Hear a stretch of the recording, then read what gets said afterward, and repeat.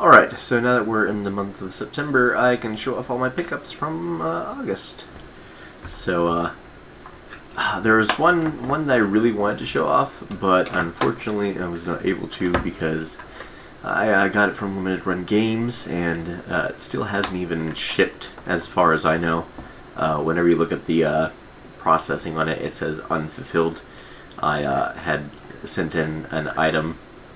That's how you do, like, basically contact on their site, and they just told me it was going to get shipped out that day, which was yesterday, and checking it today, it still says unfulfilled, so we'll see how that turns out, even though I know plenty of other people have gotten theirs, so I'm a little pissed off.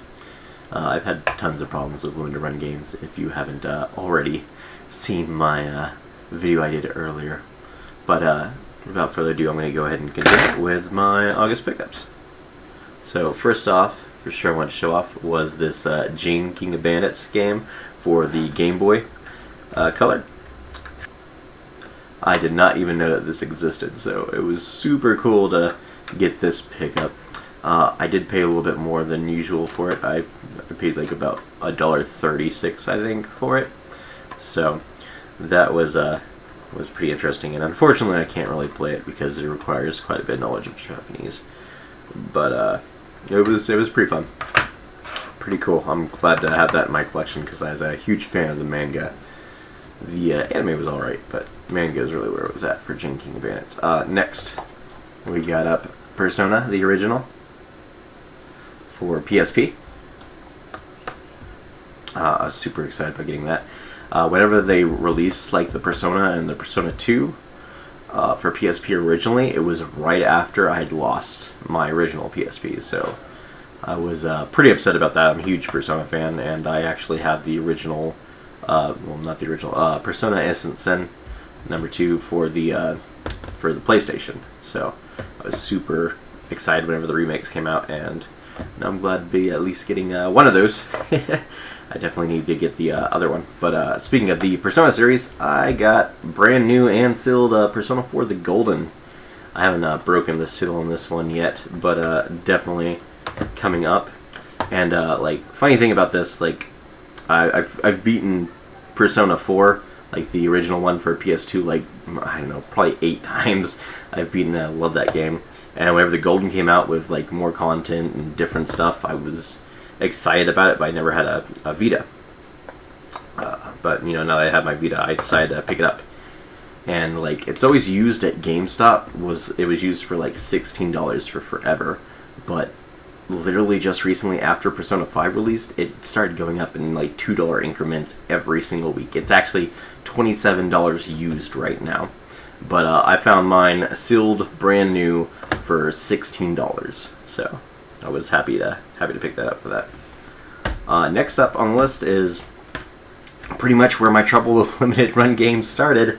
One of the whole reasons I even went there all was because of Wonder Boy: The Dragon Strap.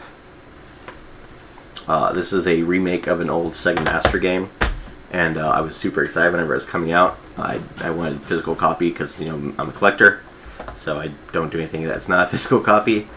And, you know, there just wasn't a physical copy. But Limited Run Games announced that they were releasing physical copies, so I got on that, but got screwed over by Limited Run Games because they're just a ridiculous business. Like, just straight up, their business model would not fly in any other circumstance. But anyways, I actually ended up getting it from Play Asia eventually for cheaper. So freaking awesome on that, right? I also have a video about that, like me discovering it and buying it off of Play Asia.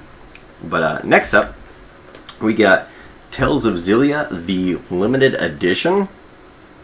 Yeah, super freaking cool. It's actually sealed in here, so I can't believe I found that. And I found that at my local retro game shop, and I found it for like $12, which is super awesome because, like, used, it goes for like $14 at GameStop. So super excited about that. Next up, I was never a big fan of the Metal Gear Solid series. I didn't like hiding around so much, especially whenever I was younger.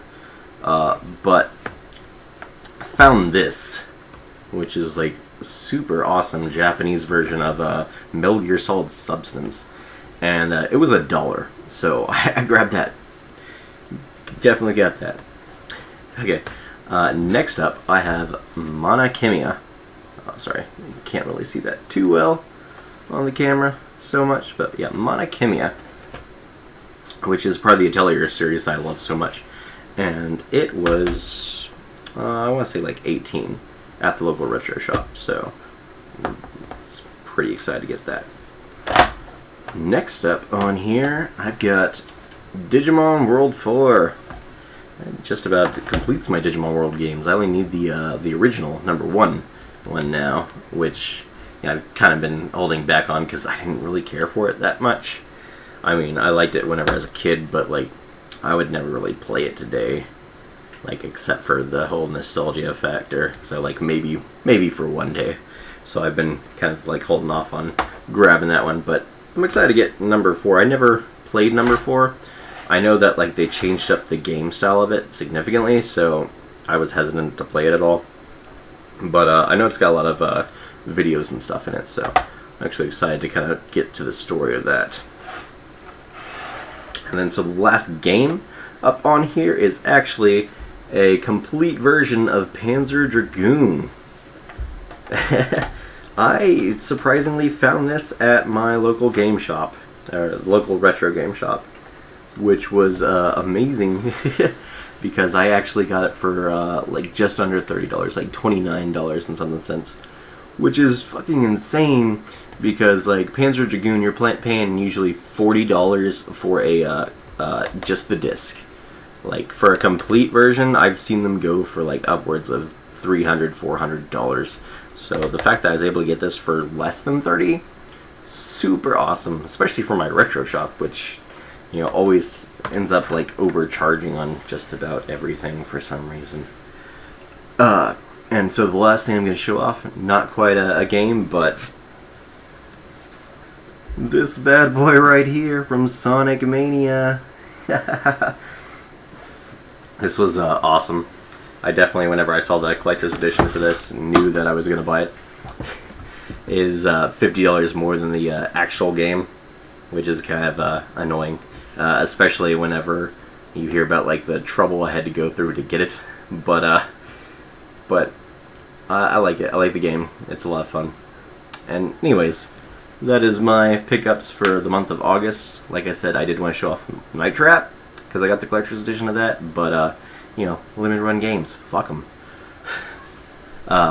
Also, kind of fair warning.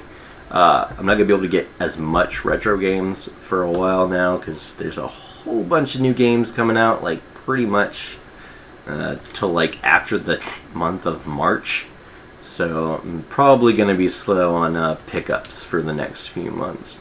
But we'll see what I can get for cheap, and I'll be showing them off in these videos. So be sure to like this video if you liked it, comment about how much you hate me and hate my games, or subscribe. That's what makes the YouTube go round, and then you'll get to know every time I make these videos, so you can hate them all. And most importantly, don't forget to take care of yourselves.